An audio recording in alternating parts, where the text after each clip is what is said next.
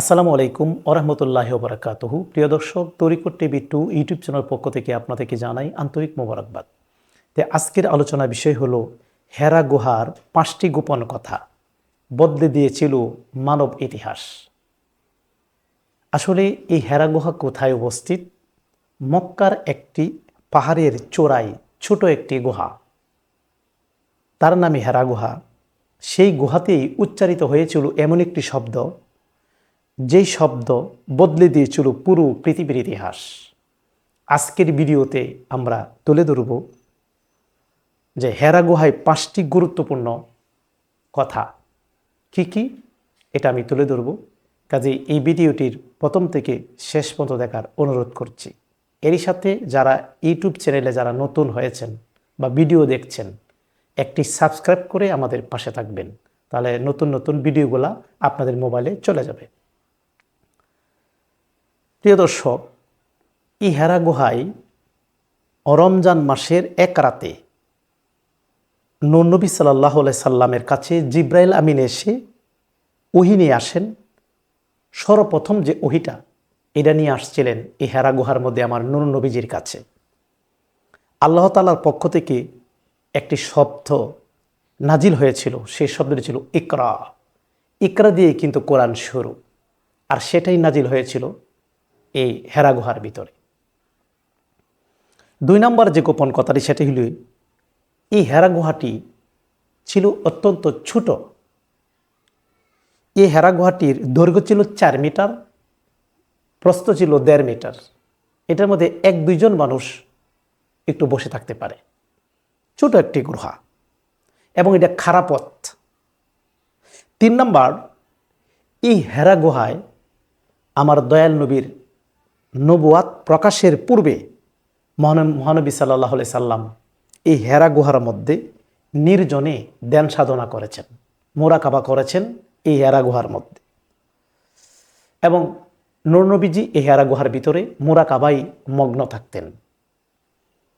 4 নম্বর যে গুরুত্বপূর্ণ কথাটি হলো এই হেরা গুহাটি ছিল মসজিদ হারাম, অর্থাৎ পবিত্র কাবা শরীফ, যেটা মসজিদুল হারাম।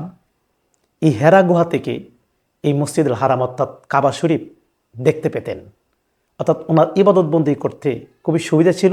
কারণ হেরা গুহার মুখের দিকে মুখ দিয়ে যখন নূর নবীজি তাকাতেন, সরাসরি কাবা শরীফ দেখতে পেতেন, অর্থাৎ মসজিদ হারাম উনি দেখতে পেতেন। সুবহানাল্লাহ। 5 নম্বর যে বিষয়টি, সেই হেরা গুহা, এই হেরা গুহাটি জাবালে নূর, যেটা নূরের পাহাড়, এই নূরের পাহাড়ের চূড়ার মধ্যে, নূরের পাহাড়ের চূড়াই অবস্থিত এই হেরা গুহাটি, যেটা সমুদ্র পৃষ্ঠ থেকে, মানে মাটি থেকে, সমতল থেকে হেরা গুহাটি প্রায় 640 মিটার উঁচুতে। 640 মিটার উঁচুতে এই হেরা গুহায় কেউ যদি যেতে চায়, প্রায় 1200 ধাপ পার হয়ে হেরা গুহাতে পৌঁছতে হয়। এটা কিন্তু একটা খাড়া এই হেরা গুহা। এই হেরা গুহার ভিতরেই আমার দয়াল নবী ধ্যান সাধনা করেছেন। এখানে কিন্তু কোরআন শরীফ নাজিল হয়েছে হেরা গুহার ভিতরে।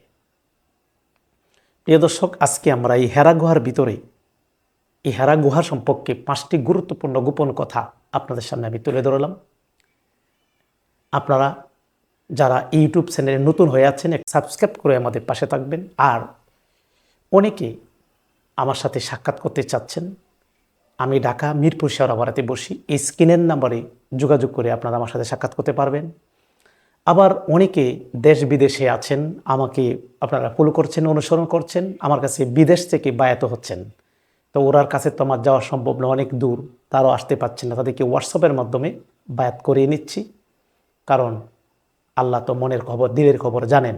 আমি এখান থেকে তাদেরকে তালিম দিচ্ছি হোয়াটসঅ্যাপের মাধ্যমে। আমি আরেকটা হোয়াটসঅ্যাপ করেছি, যারা আমাকে অনুসরণ করছেন, আপনারা যদি ওই হোয়াটসঅ্যাপের একটা গ্রুপ আছে আমাদের, এই হোয়াটসঅ্যাপ গ্রুপের মাধ্যমে যদি তালিম নিতে চান, তা আপনারা হোয়াটসঅ্যাপের মাধ্যমে আমার সাথে কথা বলবেন। আপনাদেরকে আমি হোয়াটসঅ্যাপ গ্রুপে অ্যাড করে দিব। আপনারা ঘরে বসে আমার হোয়াটসঅ্যাপ গ্রুপের মাধ্যমে তালিম নিতে পারবেন।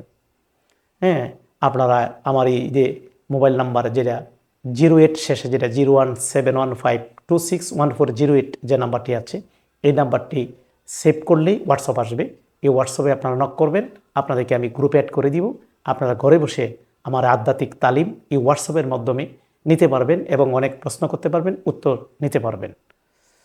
আর যারা আমার সাথে সাক্ষাৎ করতে ইচ্ছুক, আপনার স্ক্রিনের নাম্বারে যোগাযোগ করে কনফার্ম হয়ে নেবেন।